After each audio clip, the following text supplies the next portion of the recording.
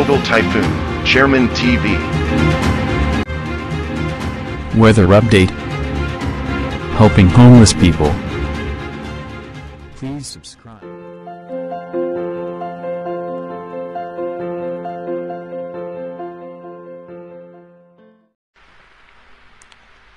Magandang umaga po. Ito po ang latest update natin ngayong araw, May 7, 2024. Patuloy pong umiiral sa ating bansa itong easterlies o yung mainit na hangin na nanggagaling sa dagat Pasipiko. Patuloy nga po tayo makakaranas ng malinsangang panahon dahil nga po dito sa easterlies. At meron po tayo mga localized thunderstorm na posibleng maranasan sa western section ng Luzon hanggang Metro Manila. Asahan naman natin na makulimlim na kaulapan sa may parte ng Visayas at Mindanao. At pagdating nga po ng alas 3 ng hapon, ganun pa rin po sa may parte ng Visayas, Mindanao hanggang sa Palawan at western section ng Luzon ay magiging makulimlim ang kaulapan. Asahan nga po natin na magkakaroon tayo ng mga scattered rain shower at localized thunderstorm. At yung minomonitor naman nating low pressure area na nandito sa labas ng ating Philippine Area of Responsibility, ayon nga po sa latest update ng European Center, yung kanilang prediction ay mas tumaas na nga yung tsansa na maging isang ganap na bagyo ito at posible nga itong magkaroon ng landfall scenario.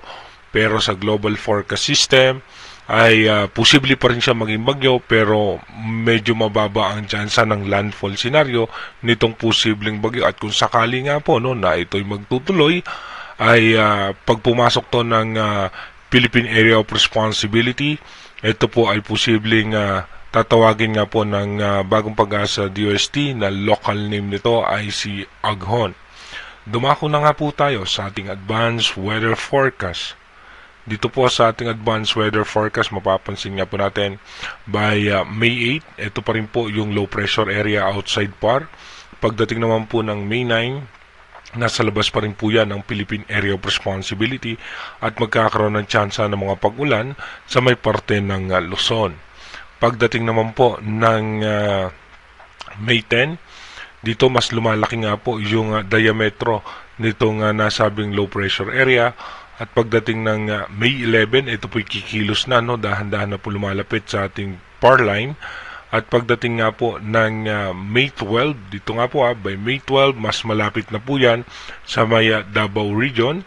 At pagdating nga po ng May 13, ito po'y posible na mag-intensify into tropical depression or mahinang bagyo. At posible pa nga po yan, sa ngayon ay umabot po yan hanggang tropical storm category. Mas lalakas pa nga po yan.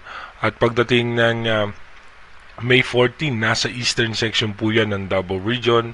At pagdating naman po ng May 15, ito nga po ay nasa eastern section ng Surigao. Pero yung kanyang diametro ay nananalasa na nga po yan sa may parte ng Mindanao at ilang bahagi ng Visayas. Habang nananalasa nga itong posibleng bagyo, meron naman mga pag-ulan na mararanasan sa parte ng Luzon.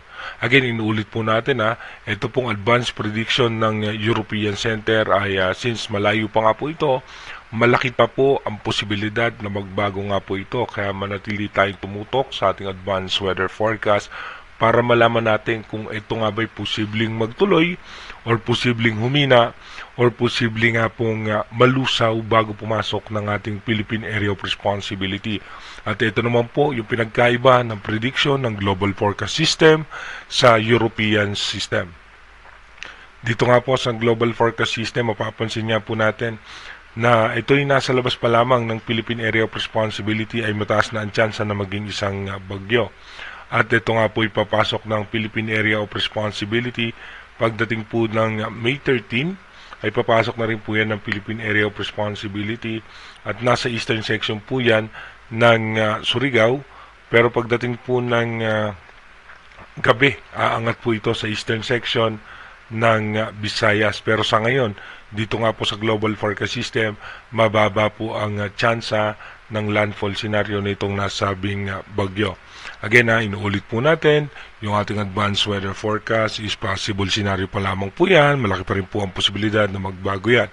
Kaya manatili tayong tumutok sa ating advanced weather forecast para malaman natin yung mga scenario nitong posibleng bagyo na makakaapekto sa ating bansa. Mag-iingat po tayo palagi. God bless po sa ating lahat.